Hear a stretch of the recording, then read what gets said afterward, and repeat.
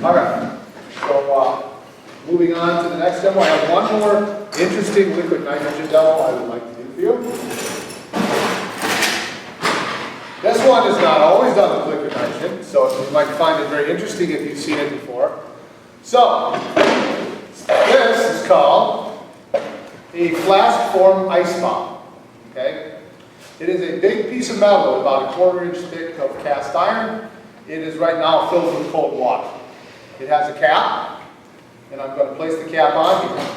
And this is the classic struggle. So, what's going to happen here is this is sealed with water. There's no room in here for water to expand. What does ice like to do on top of water? And it floats why? It's less dense than water, right? So if there's water in here, and I make it into ice, what does it want to be? Bigger. Does the cast iron ball want it to be bigger? No. It does not. So, this is a classic struggle. So the water, I'm going to attempt to freeze this thing from the outside in, and we're going to see if the water holds, or if the steam can prevent it from becoming ice. That's what we're going to see. A lot of times they used to do this to dry ice and acetone, but in the interest of demo research, we're using dry ice, or liquid nitrogen instead of ice. So, here we go. You don't want to smell this. All right, this is why you don't leave beer in the freezer, okay? Just so you know. We are full of practical advice here. We are not here just to teach, but to inform good practical experiences for all those around. All right, now we'll sit and wait. So the struggle goes on. It's getting colder in there. The water wants to expand. The metal doesn't want it to. The beer wants to get out of the cooler.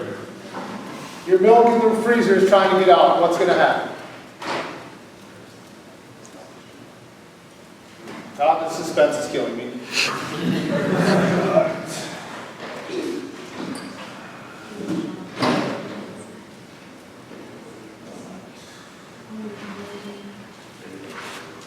Come on, freeze.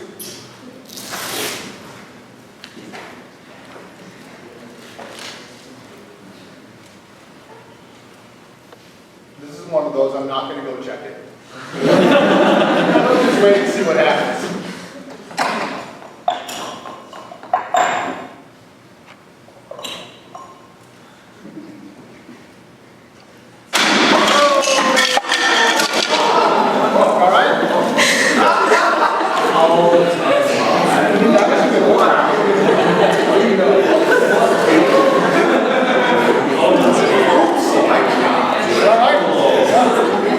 Maybe you should throw another rope back. So,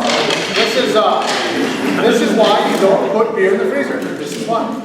It's also why there's such a thing as antifreeze. So, because otherwise your radiator might get the same problem. Now, at least it's not acetone. For their use in public venues, it's much safer than some of the other ways they've used methanol-containing solutions to make fire. There was actually a pretty bad accident at a Children's Discovery Center out west, where they were doing something with methanol and salt, and they poured a methanol, and then methanol caught fire and ran back into the container and blew burning methanol all over people. So you've got to be super careful when you do these kinds of things. But for me, so my research is, some of this is my research. This isn't just what I do. This is also how I try to do things differently, hopefully better. So I've sort of come up with another method for this.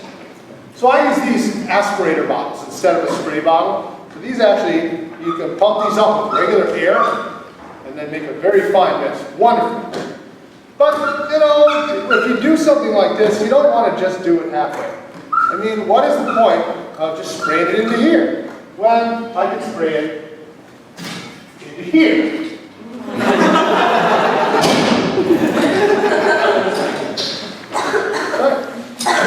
If you'll excuse me. I have to. That sounds good. Shall we then?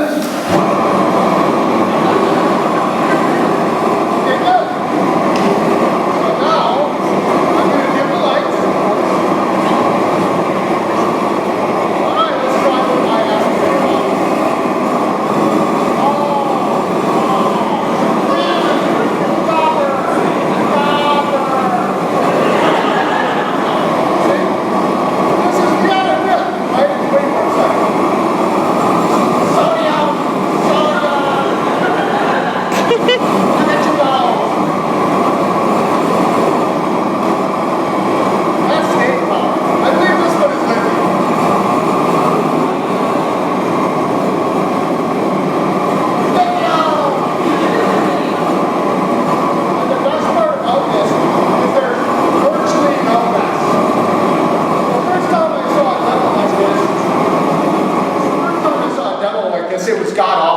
they had like they filled balloons with like metal salts and burst them over their heads. And you could hear the metal salts rain down on the head of the demonstrator.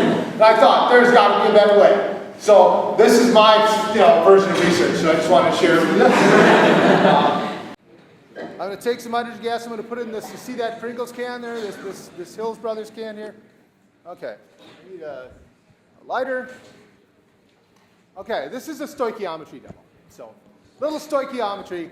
So we're going to take some of this hydrogen gas. I'm going to fill this up with it. You can sort of hear it, can't you? Yeah. So that high pitch means that a lighter gas is displacing a heavier one. That's why it makes that noise. So now this is pretty much full of hydrogen. Now I'm going to just set it down carefully and turn off the hydrogen. You don't want extra. Okay, now I have a piece of tape on here and there's an orifice at the top of this. Okay, so I'm going to pull this off and I'm going to light the orifice. Ready. Did you hear it? Hear it? The little pop means that now there's hydrogen gas in there. It's burning. It's coming up through the outside. There's air coming into the bottom. What do you think is going to happen? That's right. When is it really?